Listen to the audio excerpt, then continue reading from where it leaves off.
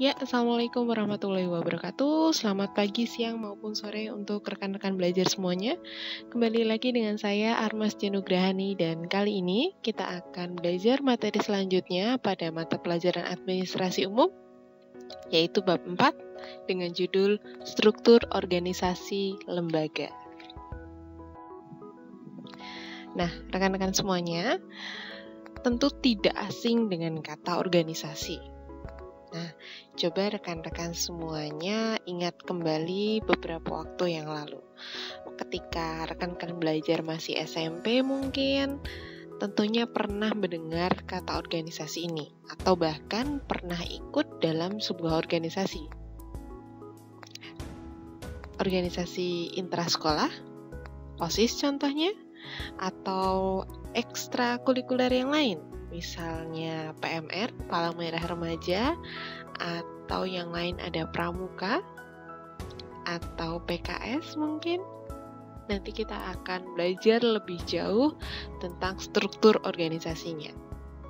Sebelum masuk ke struktur organisasi, kita bahas dulu tentang hal yang paling mendasar pada organisasi. Nah, pengertian dari organisasi itu sendiri dibagi menjadi dua. Yang pertama adalah organisasi sebagai wadah, dan yang kedua organisasi sebagai proses. Kita akan bahas satu persatu. Sebagai wadah, organisasi adalah tempat di mana dua orang ataupun sekelompok orang, dua orang atau lebih contohnya, bekerja sama untuk mencapai tujuan bersama. Sedangkan sebagai proses, organisasi adalah interaksi antara satu orang dengan yang lainnya pada satuan kerja. Nah, rekan-rekan belajar sekarang sudah tahu tentang pengertian organisasi. Kita akan lanjutkan materi berikutnya. Macam-macam organisasi. Ini penting. Karena ketika kita bicara tentang organisasi, macam-macam dari organisasi ini merupakan hal yang krusial untuk dibahas. Ada 3 macam organisasi yang akan kita bahas di bab 4 ini. Yang pertama ada organisasi niaga, kedua organisasi sosial, dan yang ketiga ada organisasi regional dan internasional. Yang pertama ada organisasi niaga. Organisasi niaga adalah organisasi yang bertujuan ataupun tujuan utamanya adalah mencari keuntungan. Nah, contoh dari organisasi niaga, ini yang pertama ada perseroan terbatas atau PT, ada perseroan komanditer atau CV, kemudian ada firma, koperasi, ada joint ventura, trust, dan holding company. Yang kedua ada organisasi sosial. Organisasi sosial adalah organisasi yang dibentuk oleh anggota masyarakat.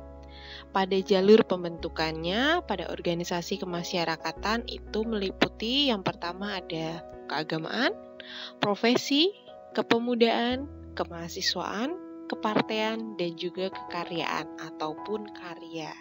Jadi hasil dari organisasi ini bentuknya berupa karya. Yang ketiga ada organisasi regional dan internasional. Pada organisasi internasional adalah organisasi yang anggota-anggotanya meliputi negara-negara yang ada di dunia. Macam-macam organisasi internasional ini contohnya ada UNICEF yang itu berhubungan dengan perserikatan yang berkecimpung pada anak-anak. Ada juga UNESCO, yaitu perserikatan yang berkecimpung pada bidang pendidikan, sains, juga kultur pada organisasi. Juga ada WHO yang berkecimpung pada bidang kesehatan, ada juga NATO, dan yang terakhir ada OPEC yang berkecimpung pada bidang perminyakan. Nah, selanjutnya rekan-rekan belajar, kita akan belajar tentang materi inti pada bab ini, yaitu bentuk-bentuk struktur organisasi. Sebelum lebih lanjut kita bicara tentang bentuk-bentuk struktur organisasi, saya memberi tugas pada rekan-rekan belajar semuanya untuk menuliskan bentuk struktur organisasi dari organisasi yang pernah rekan-rekan belajar semuanya ikuti ketika terdahulu, ketika di SMP. Mungkin pernah ikut OSIS, atau ikut PMR, atau Pramuka. Nah, itu silahkan dicatat ya di buku tugas. Yang kedua, cari struktur organisasi dari perusahaan. Jangan lupa ya, dicantumkan sumber atau alamat websitenya. Nah, pada bentuk organisasi akan kita bahas pada pertemuan berikutnya. See you, tetap semangat, jaga kesehatan. Sekian dari saya. Wassalamualaikum warahmatullahi wabarakatuh.